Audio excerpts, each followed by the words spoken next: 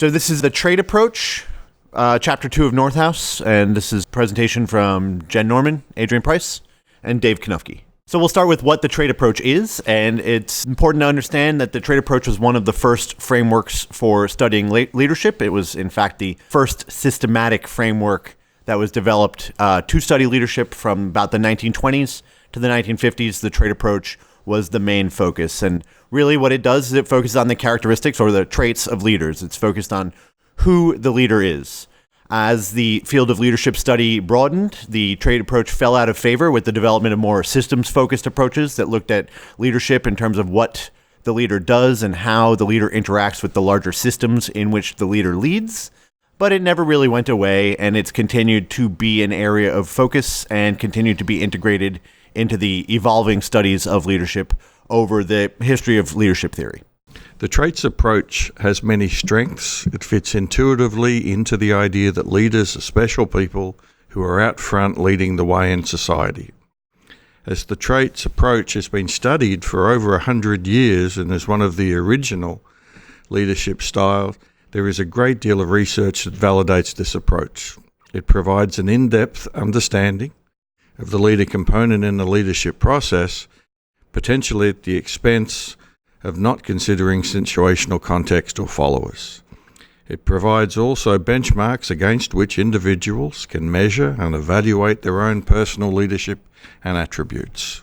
There have been a number of seminal studies on the traits approach to leadership, as shown in this slide. Each of the research studies came out with a series of traits. On first glance, it may appear as though there are different traits in different studies. There is some commonality between them. From this commonality, what we were able to do is to deduce a series of common leadership traits, which were shown in the following table.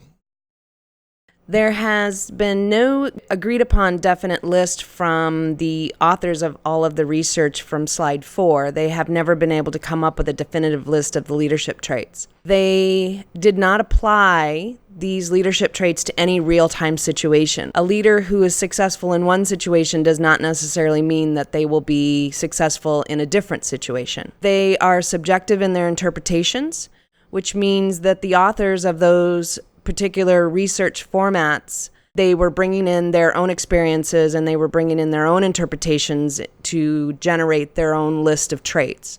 There's no supporting data between the leadership traits and leadership results.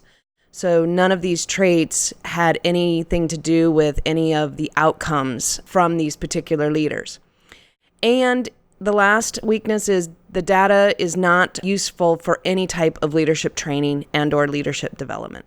One particularly relevant example of the trait approach to leadership here at SAS is the use of strengths, as seen through things like the Clifton Strengths Assessment. In this more modern version of the trait approach, a strength is an attribute or quality of an individual that accounts for successful performance, as of course we are all aware of here at SAS. One of the relevant quotes from this chapter that we thought illustrated this best was that individuals are distinguished less by their impressive raw power than by their ability to identify their strengths and exploit them.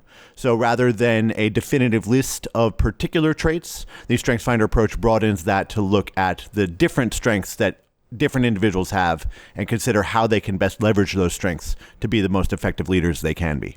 The leadership situation that we've chosen is the school district administrator. How will you get teachers to use data to improve their instructional practice in a way that will result in increased student learning?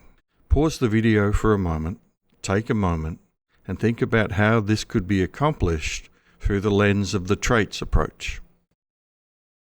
As you return here to the video and reflect on what you wrote, the leadership situation through the trait lens, no matter what answer you came up with, the trait approach should be focused on the following two things. You should have focused exclusively on the leadership's traits, not on the follower or on this particular situation.